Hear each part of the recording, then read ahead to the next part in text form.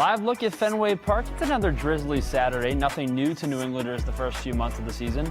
But the Red Sox back to work, and they have some work to do. The middle game of a 3-game set against the Toronto Blue Jays. This is Red Sox batting practice live from Fenway Park. Thanks so much for hanging out with us on NESN 360 and NESN Nation. Tim Crowley alongside Rivera. We get a look at Alex Bregman back taking some grounders at third base.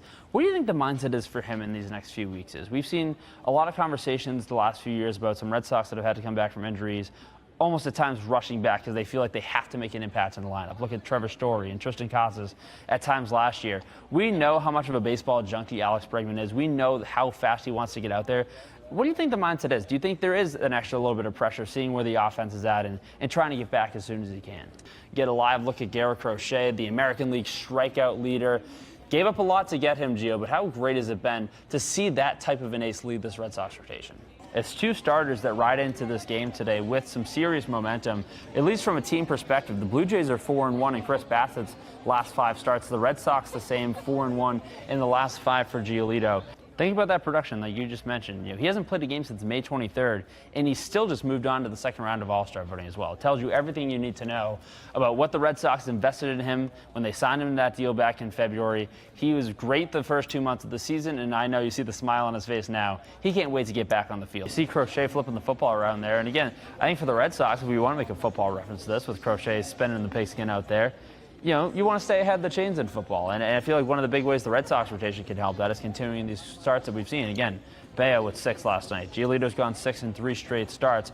That's got to be something Alex Cora, you get a look at him before this Saturday matinee, something he likes to see. He's called upon the rotation plenty of times in the past when they've started to falter. It has to come from an external addition at this point as well. Because, yes, you are getting guys like you see on the top of your screen and Masataka Yoshida coming back. Alex Bregman will be back after the All-Star break. But this is a narrative, and I will expose myself here a little bit because I used to be part of this narrative of, all right, well, when you have these big-name guys, an All-Star caliber guy coming back from an injury midseason, there are teams that will literally tell you, oh, well, this is like a big trade deadline acquisition, or, oh, is any team getting a player back to the caliber of Alex Bregman if they go make a deadline move? I admittedly did used to be a part of that conversation, and that felt like a narrative for years when Chris Sale would start to come back at this time of year as well.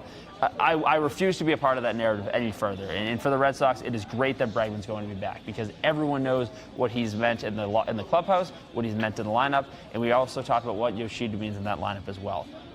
That's great. They still are going to need more given what they've lost through trades and injuries. If the Red Sox believe this is going to be a team, they have to be aggressive if they choose to buy.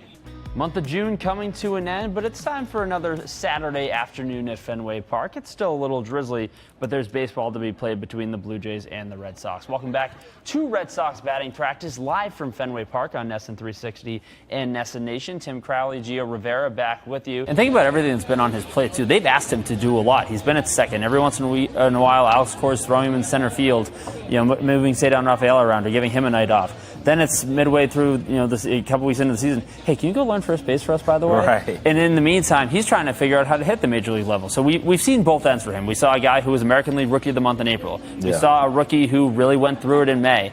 Now in June, about midway through the month, how does he kind of find that middle ground? And I think everyone still believes in the talent. I know there's been talks of, all right, is there, do you have room? Because you have decisions to make with the roster coming up. It's, Christian Campbell spending some more time in Worcester, the move. This is someone you really want to learn at the major league level. And we talked about it, and it's been a lot of the conversation this week, especially with the lefty side, with Roman and Marcelo. Let them play. Let them fail against lefties. Let them learn. That's what you're looking with Christian Campbell. He's been moved down the lineup. He's at second base. We're putting this first base thing on hold for a while. Right. Let's see what the rest of June looks like for him, because, again, we've seen the best of what he can be after that great month of April. It's been a really cool path for him, again, coming over to the organization last year. And, look, Alex Cora knows that Romy's here to do a job, and he does it at an exceptional level. Look at him this year, and, again, there's a reason he's in the lineup tonight. He has been mashing lefties all season long, like you said. Hitting over 350, an OPS of 950 against lefties. So people wonder, and again, it's a fair argument. You want to see Marcelo and Roman in the lineup every night, but you ask, why do you see so much of Rob and Roby against lefties? It's reasons like that. He goes in and he does a job. Well, again, specifically this weekend, seeing lefties, it's okay to keep playing matchups and getting a lot of at-bats for Rob Refsnyder and Romy Gonzalez because we talked about the job that they do. You want to find advantageous chances to really let Marcelo and Roman go to work as well.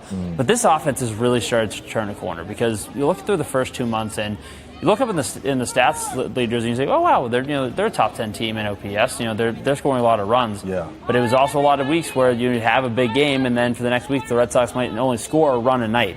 In June, they already have the most runs in baseball so far this month. They were averaging 9 runs a game against the Yankees last weekend. Yeah. They're finding a rhythm and they're hitting the ball hard, and it really comes down to those X factors, like when you're facing lefties, getting the most out of Rivera, getting the most out of Romy Gonzalez. And the guy we talked about right off the start of this show, they need Trevor Story to keep hitting like he has been. He's been a different player, and you're seeing that confidence too. Did you see the bat flip the other night on that one? That was some vintage Colorado Rockies Trevor Story, and that's the player the Red Sox thought they were signing back in 2022. Seeing that little bit of a flash from Story has to be really encouraging, especially after everything he went through in May. Red Sox and Blue Jays, a couple hours away at Fenway Park, but it is Red Sox batting practice. It is live from Fenway Park, and it is live on NESN 360 and NESN Nation. Tim Crowley, Gio Rivera back with you. The Red Sox, again, trying to fight back in the series and secure a series win. Did drop the opener to Toronto last night in shutout fashion. But this pitching staff has some work to do today. Alex Cora's got the glove on. Red Sox taking some infield work. Saw Connor Wong and Nick Sogard out there. Gio, you just mentioned it, the fourth quarter coming up for the Red Sox. Our fourth quarter of this program coming up in just a little bit. We're going to round out the show, figure out where the Red Sox are. How can they make a dent in this wild card race? Only 3 games out of a playoff spot, but need to get back to work in order to do that. Also, the trade deadline coming up in a few weeks. If the Red Sox are in a position to buy, what could they be looking for? We'll talk about that next. Red Sox batting practice live from Fenway Park here on NESN 360 and NESN Nation.